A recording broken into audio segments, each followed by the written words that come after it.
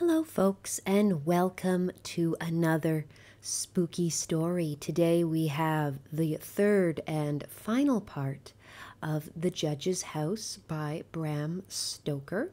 I should probably go through and put these on a playlist, which I might hopefully remember to do afterwards, but otherwise, how are you folks doing? I hope you're having a good day, and I hope things are going well for you generally. This is still audio only. I probably could put a background up today just because it is starting to cool off here, but for the sake of consistency, all of the videos for this story will be audio only and no camera, just because it seems weird to me to have the first two just be audio and then the third one be audio and video. But that's just me.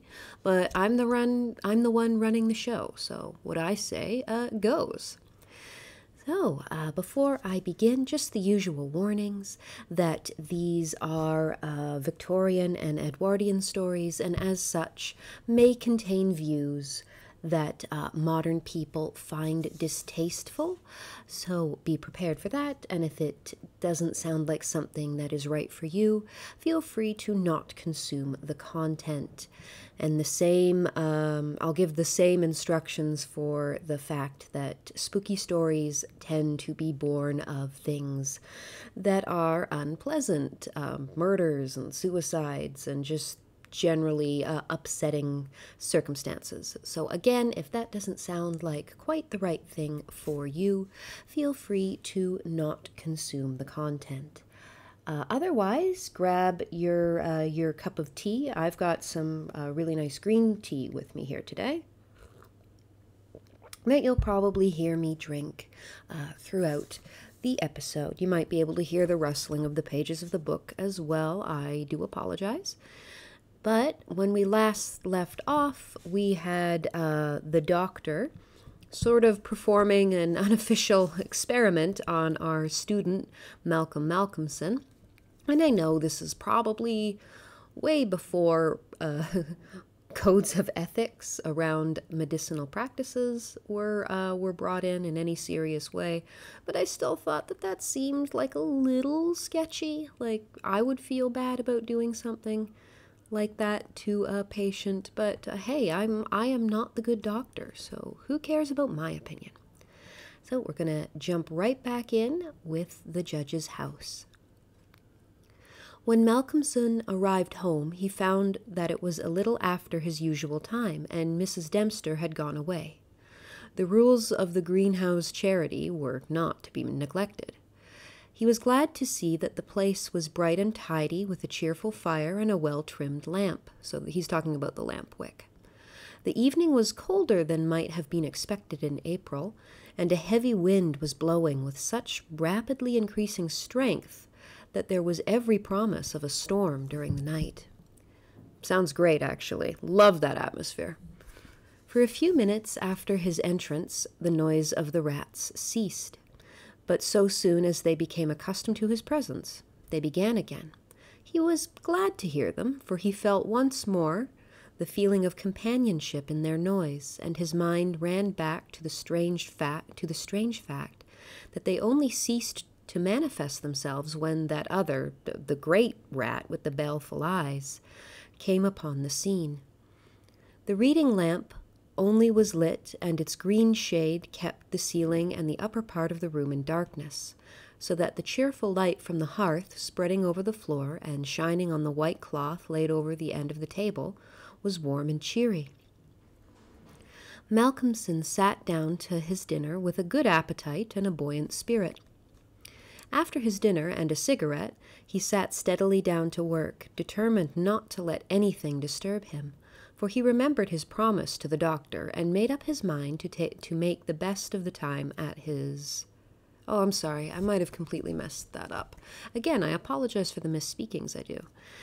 For he remembered his promise to the doctor and made up his mind to take the best of the time at his disposal. For an hour or so he worked all right, and then his thoughts began to wander from his books. Same. The actual circumstances around him, the calls on his physical attention, and his nervous susceptibility were not to be denied. By this time the wind had become a gale, and the gale a storm. The old house, solid though it was, seemed to shake to its foundations, and the storm roared and raged through its many chimneys and its queer old gables, producing strange, unearthly sounds in the empty rooms and corridors. Even the great alarm bell on the roof must have felt the force of the wind, for the rope rose and fell slightly, as though the bell were moved a little from time to time, and the limber rope fell on the oak floor with a hard and hollow sound. If you can hear banging and yelling, they are doing some work outside my apartment building, so I do apologize for that as well. Tea. What did we do before there was tea? It must have been a miserable time to be alive. As Malcolmson listened to it, he bethought himself of the doctor's words. It is the rope which the hangman used for the victims of the judge's judicial rancor. And he went over to the corner of the fireplace and took it in his hand to look at it. This would be me. I would be fine as long as it was bright and light and happy outside, but if you tell me something creepy, then yeah, when it starts to get dark, I'm gonna start getting the heebie-jeebies. Not that that isn't kind of fun, but you know, I get why Malcolmson's maybe getting a little freaked out here. There seemed a sort of deadly interest in it, and as he stood there, he lost himself for a moment in speculation as to who these victims were. And the grim wish of the judge to have such a ghastly relic ever under his eyes. Yeah, that is kind of a little weird. It's like a serial killer taking trophies or something. It's very off-putting. Like if I was visiting the judge and that was there, I would find that very off-putting. As he stood there, the swaying of the bell on the roof still lifted the rope now and again, but presently there came a new sensation, a sort of tremor in the rope, as though something was moving along it. Looking up instinctively, Malcolmson saw the great rat coming slowly down towards him, glaring at him steadily. He dropped the rope and started back with a muttered curse, and the rat, turning, ran up the rope again and disappeared. And at the same instant, Malcolmson became conscious that the noise of the rats, which had ceased for a while, began again. All this set him thinking, and it occurred to him that he had not investigated the lair of the rat or looked at the pictures, as he had intended. He lit the other lamp without the shade, and, holding it up, went and stood opposite the third picture from the fireplace on the right-hand side, where he had seen the rat disappear on the previous night. At first glance, he started back so suddenly that he almost dropped the lamp. Ooh, that would have caused a lot of problems. And a deadly pallor overspread his face. His knees shook, and heavy drops of sweat came on his forehead, and he trembled like an aspen, which is a type of tree, if you don't know. But he was young and plucky. You don't see that word too much anymore, plucky. I should try and use that more in day-to-day conversation. And pulled himself together, and after the pause of a few seconds, stepped forward again, raised the lamp, and examined the picture which had been dusted and washed, and now stood out clearly. It was of a judge dressed in his robes of scarlet and ermine, whichever you prefer. His face was strong and merciless, evil, crafty, and vindictive, with a sensual mouth. I'm sorry. That mistake there might not have given this sentence the gravity that it was clearly supposed to have. Let me reread it for you without that particular mistake. His face was strong and merciless, evil, crafty, and vindictive, with a sensual mouth, hooked nose of ruddy color, and shaped like the beak of a bird of prey. Yeah, definitely a serial killer. The rest of the face was of a cadaverous color. The eyes were of a peculiar brilliance and with a terrible malignant expression. Yeah, he sounds like maybe he wasn't the nicest person when alive. As he looked at them, Malcolmson grew cold, for he saw there was the very counterpart of the eyes of the great rat. The lamp almost fell from his hand. He saw the rat with its baleful eyes peering out through the hole in the corner of the picture, and noted the sudden cessation of the noise of the other rats. However, he pulled himself together and went on with his examination of the picture. Creepy serial killer judge reincarnated as evil rat. I mean, Hollywood has made movies with less of a plot than that, so cool.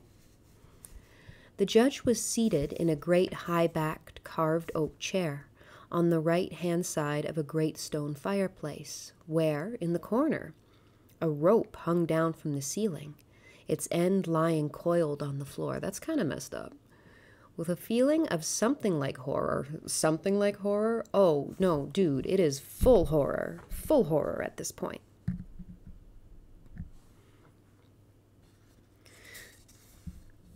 With a feeling of something like horror, Malcolmson recognized the scene of the room as it stood and gazed around him in an awestruck manner, as though he expected to find some strange presence behind him. Yeah, the weird serial killer rat judge. Then he looked over to the corner of the fireplace, and with a loud cry, he let the lamp fall from his hand. That's a really good way to start a fire, I think. Pardon me, let me just get myself resituated here. I've got the microphone positioned in such a way that I'm having trouble moving around and getting to my mug of tea. There we go, I think that's sorted out. There, in the judge's armchair, with the rope hanging behind, sat the rat with the judge's baleful eyes, now intensified and with a fiendish leer. Save for the howling of the storm without, there was silence. The fallen lamp recalled Malcolmson to himself. Yeah, he could have legit set himself on fire. Fortunately, it was of metal, and so the oil was not spilled. Oh, that's good. That could have ended in tragedy. However, the practical need of attending to it settled at once his nervous apprehension. When he had turned it out, he wiped his brow and thought for a moment. "This will not do," he said to himself. "If I go on like this, I shall become a crazy fool. This must stop. I promised the doctor I would not take tea. Faith, he was pretty right. My nerves must have been getting into a queer state. Funny I did not notice it. I never felt better in my life. However, it is all right now, and I shall not be such a fool again." I don't know, man. I think the rat might not be done with you. Then he mixed himself a good stiff glass of brandy and water and resolutely sat down to work. It was nearly an hour when he looked up from his book, disturbed by the sudden stillness, told you. Without, the wind howled and roared louder than ever, and the rain drove in sheets against the windows, beating like hail on the glass. But within, there was no sound whatever, save the echo of the wind as it roared in the great chimney, and now and then a hiss as a few raindrops found their way down the chimney in a lull of the storm. The fire had fallen low and ceased to flame, though it threw out a red glow. Malcolmson listened attentively, and presently heard a thin, squeaking noise, very faint. It came from the corner of the room where the rope hung down, and he thought it was the creaking of the rope on the floor as the swaying of the bell raised and lowered it. Looking up, however, he saw in the dim light the great rat clinging to the rope and gnawing it. The rope was already nearly gnawed through. He could see the light color where the strands were laid bare. As he looked, the job was completed, and the severed end of the rope fell clattering on the oaken floor, whilst for an instant the great rat remained like a knob or a tassel at the end of the rope, which now began to sway to and fro. I mean, rats will eat just about anything. That's why candle safes exist. Malcolmson felt for a moment another pang of terror as he thought that now the possibility of calling the outer world to his assistance was cut off. But an intense anger took its place, and seizing the book he was reading, he hurled it at the rat. I mean, I probably would have asked someone about animal traps or something at this point, but whatever. The blow was well aimed, but before the missile could reach it, the rat dropped off and struck the floor with a soft thud. Malcolmson instantly rushed over towards it, but it darted away and disappeared in the darkness of the shadows of the room. I would watch this. If this was some sort of black comedy where this student is in a battle with a hyper-intelligent rat ghost monster, I would watch that. Malcolmson felt that his work was over for the night and determined then and there to vary the monotony of the proceedings by a hunt for the rat, and took off the green shade of the lamp so as to ensure a wider spreading light. I mean, fair enough. I'd be annoyed at this point too.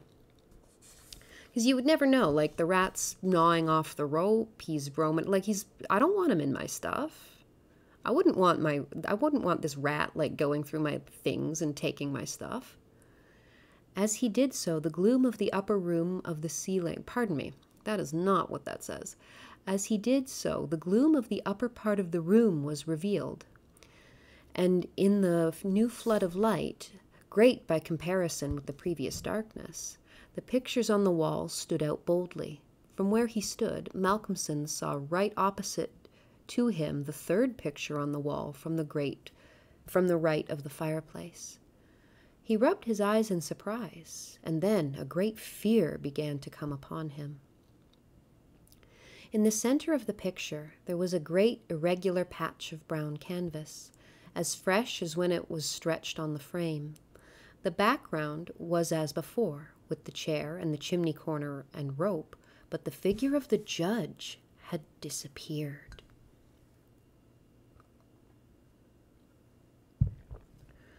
Malcolmson, almost in a chill of horror, turned slowly round, and then he began to shake and tremble like a man in a palsy. His strength seemed to have left him, and he was incapable of action or movement, hardly even of thought. He could only see and hear. Oh, pardon me for forgetting to put my phone on silent. Again, that kind of broke the gravitas of the moment. There, on the great high-backed carved oak chair, sat the judge in his robes of scarlet and ermine, with his baleful eyes glaring vindictively and a smile of triumph on the resolute, cruel mouth, as he lifted with his hands a black cap. Malcolmson felt as if the blood was running from his heart, as one does in moments of prolonged suspense. There was a singing in his ears. Without, he could hear the roar and howl of the tempest, and through it, swept on the storm, came the striking of midnight by the great chimes in the marketplace. He stood for a space of time that seemed to him endless, still as a statue, and with wide-open, horror-struck eyes, breathless. As the clock struck, so the smile of triumph on the judge's face intensified, and at the last stroke of midnight, he placed the black cap on his head. Slowly and deliberately, the judge rose from his chair and picked up the piece of rope of the alarm bell which lay on the floor, drew it through his hands as if he enjoyed its touch. Yeah, serial killer. And then deliberately began to knot one end of it, fashioning it into a noose. This he tightened and tested with his foot, pulling hard at it till he was satisfied, and then making a running noose of it, which he held in his hand. Then he began to move along the table. Pardon me. Let me try that again. Then he began to move along the table on the opposite side to Malcolmson, keeping his eyes on him until he had passed him, when with a quick movement he stood in front of the door. Malcolmson then began to feel that he was trapped, yeah, I bet, and he tried to think of what he should do. There was some fascination in the judge's eyes, which he never took off him, and he had perforce to look. He saw the judge approach, still keeping between him and the door, and raise the noose and throw it towards him as if to entangle him.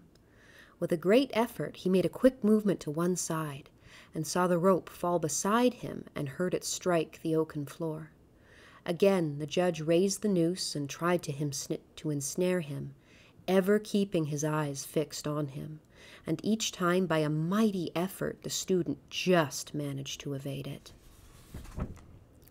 So this went on for many times, but the judge seeming never discouraged nor discomposed at failure, but playing as a cat does with a mouse. At last, in despair, which had reached its climax, Malcolmson cast a quick glance round him. The lamp seemed to have blazed up, and there was a fairly good light in the room. At the many rat holes and in the chinks and crannies of the wainscot, he saw the rat's eyes, and this aspect, that was purely physical, gave him a gleam of comfort. He looked around and saw that the rope of the great alarm bell was laden with more rats. Each inch of it was covered with them, and more were pouring through the small circular hole in the ceiling whence it emerged, so that with their weight the bell was beginning to sway.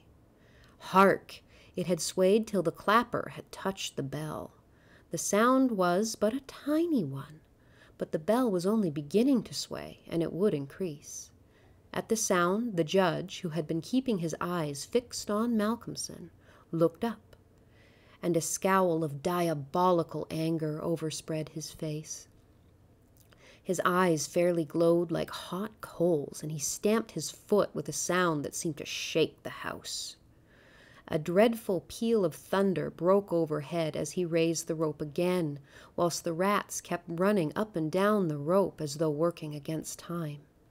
This time, instead of throwing it, he drew closer to his victim and held open the noose as he approached.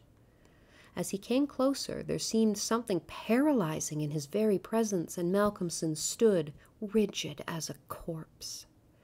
He felt the judge's icy fingers touch his throat as he adjusted the rope. The noose tightened. Then the judge, taking the rigid form of the student in his arms, carried him over and placed him standing in the oak chair, and stepping up beside him, put his hand up and caught the end of the swaying rope of the alarm bell. As he raised his hand, the rats fled, squeaking, and disappeared through the hole in the ceiling. Taking the end of the noose, which was round Malcolmson's neck, he tied it to the hanging bell rope, and then descending, pulled away the chair. When the alarm bell of the judge's house began to sound, a crowd soon assembled. Lights and torches of various kinds appeared, and soon a silent crowd was hurrying to the spot. They knocked loudly at the door, but there was no reply. Then they burst in the door and poured into the great dining room, the doctor at the head.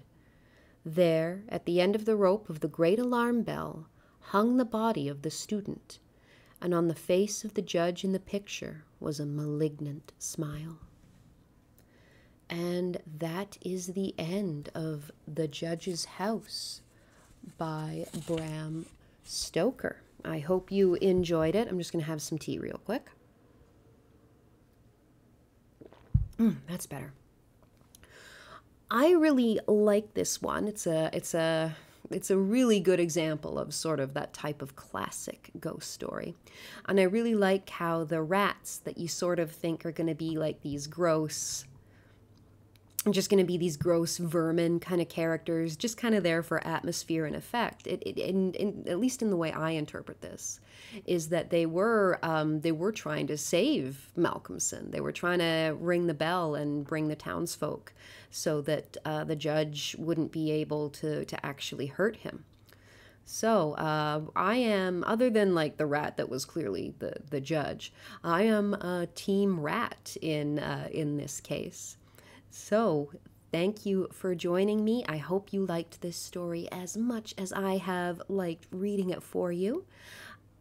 Again, if there's a request, just leave it in the comments down below. And I hope you and your loved ones are safe and well, and that we can hang out here again soon for another spooky story. So goodbye for now, folks.